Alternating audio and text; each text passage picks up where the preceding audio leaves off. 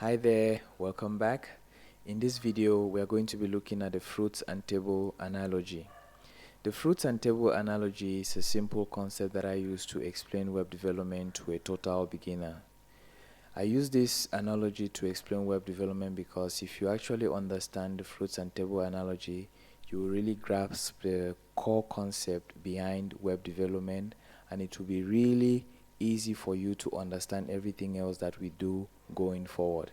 It is really going to lay a very strong foundation for your web development as we are going to look at it in detail.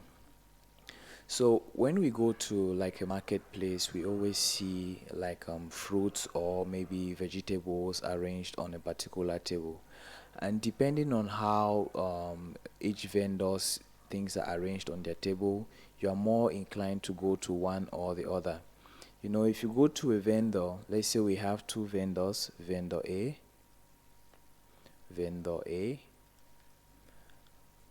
and vendor B. We have vendor A and vendor B. So in vendor vendor A is selling, let's say vendor A is selling some oranges. Vendor A is selling oranges, maybe grapes, melons, and melons. They're selling melons, and maybe they're selling what other fruit? Bananas. Let's just put bananas here. Bananas, like that. So they're selling four fruits: bananas, melons, and oranges with grapes. So, and they have a table like this one. They have a table A. So this is table A, and vendor B is selling, let's just call it grapes as well. Like same fruits, grapes. They have grapes. They have oranges. They have melons, and they have bananas as well. Bananas. Okay, so depending on how these items are arranged on their table, you can actually decide which one you would want to buy in. So let's just open another page here. Let's say for vendor A, if vendor A had on his table orange, grapes, bananas, and what else do we have? And melons, just placed in some random order, and everywhere orange and bananas are just mixed with each other, just mixed like that and not organized. You will see that this looks very, very disorganized, and when you look at this from afar, you would not even want to like approach the table because you see that the vendor's table is quite disorganized, and it looks maybe a little bit dirty and all, and you will not want to buy from such a vendor because you know that maybe they're not selling good products or anything. But if you look at vendor B and then you see vendor B's table, vendor B's table is divided like into sections like this, and over here you have your grapes like that, well placed, bananas, you have your oranges, and then you have what else do you call it? We had grapes, oranges, bananas, and melons over here. So this is melons. Sorry, this took me back to the last page. This is melons, and this is bananas. This is oranges, and this is this keeps going back. Sorry, and this is grapes. Okay, so we have grapes over here. So if you look at this, while this one has grapes, everything mixed, bananas, oh sorry, this keeps going back, I don't know why. We have bananas, oh my god, I don't know why this keeps going back. We have bananas, we have grapes. So if you look at this is pretty much disorganized. This is very disorganized, while this one looks very organized as well. So if you had to decide on buying on any of these vendors, from any of these vendors, which one would you be likely which one would you likely buy from? I guess your answer is vendor B.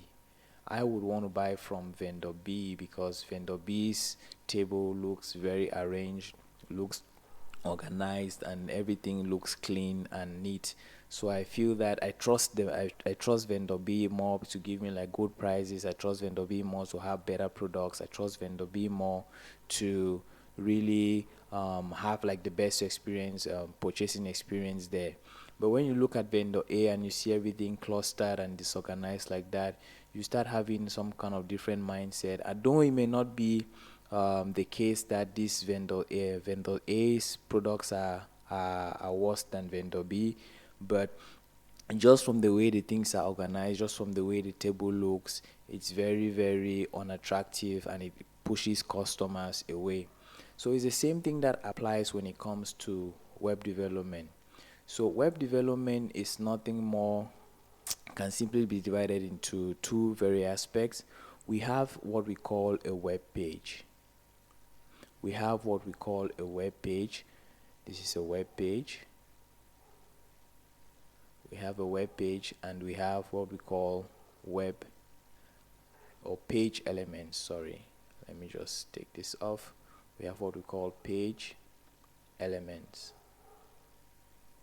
Page elements. So the page elements usually are things like the videos. We have the video. Sorry, video. We have audio. We have audio like that. We have maybe images. We have images like this. We have text. We have text. We have buttons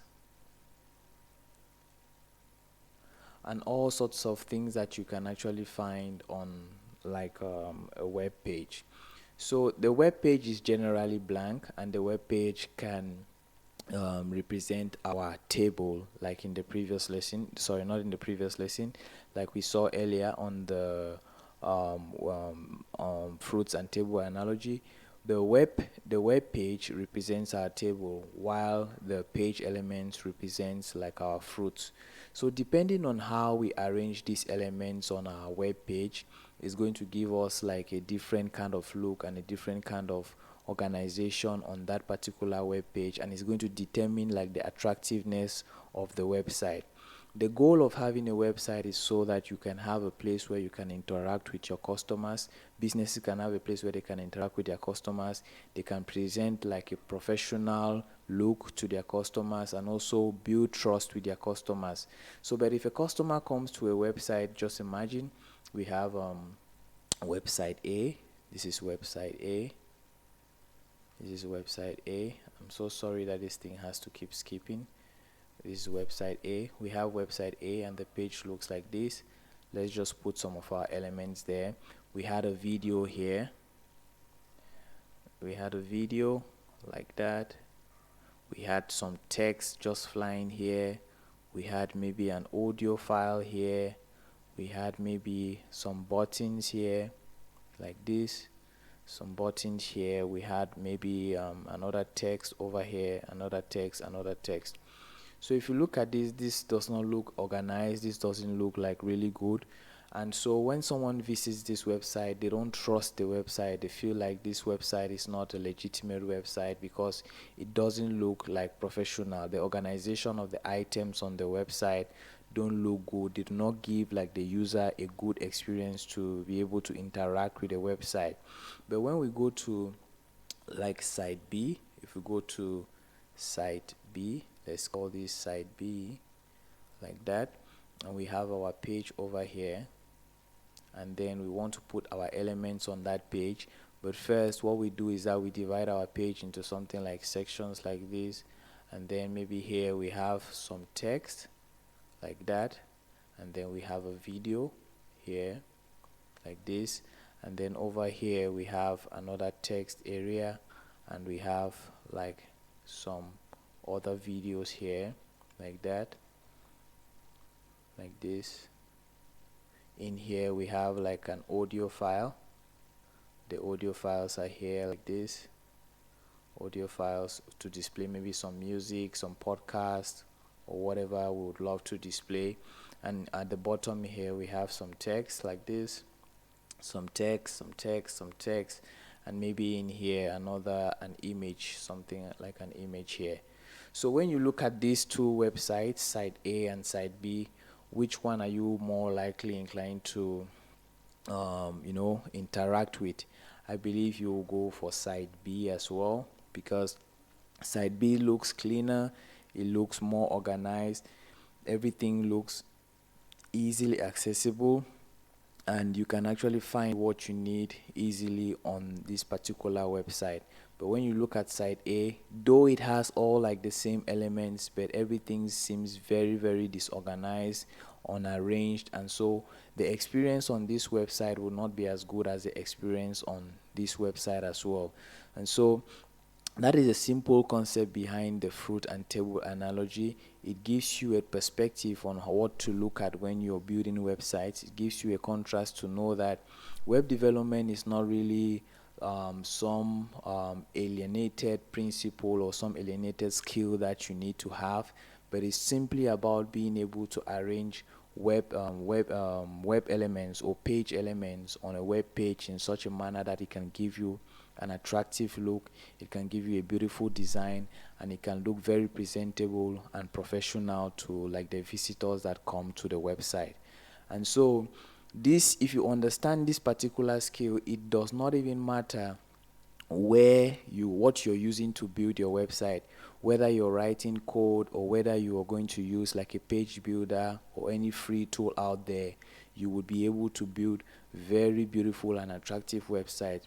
This this fruits and table analogy is going to set a strong foundation for us moving forward, because everything else that we are going to do from now henceforth is totally going to be dependent on this fruits and page analogy. I really hope that this has gone a long way to like really explain like the core concept behind web development. And if we just go back again over it, just to look at it from the beginning, we see that we have two vendors, which are vendor A and vendor B, selling like the same number of fruits, the same type of fruits. But if vendor A does not arrange like the fruits in an order which is kind of organized, which looks good, presentable, he will not have customers come on his to his shop. Although he may have customers, but they will not be as much as those who will go to vendor B, because vendor B looks more organized, the things look clean, and everything looks well arranged, and so people will likely buy from vendor B. And the same thing applies for websites. We see that websites are generally separated into two. We have the web page and the page elements. Everything that we are going to be doing in WordPress, everything that we are going to be doing in this web development course is simply trying to organize all these page elements to give like our WordPress, our web page, a beautiful look, an organized look, and a very professional look as well.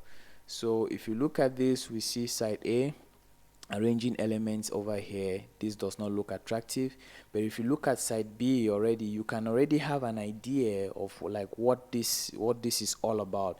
But if you look at this one over here, you cannot even have an idea of what this is all about. So this is the foundation of web development, and I really hope that it sets like a strong foundation for you as well.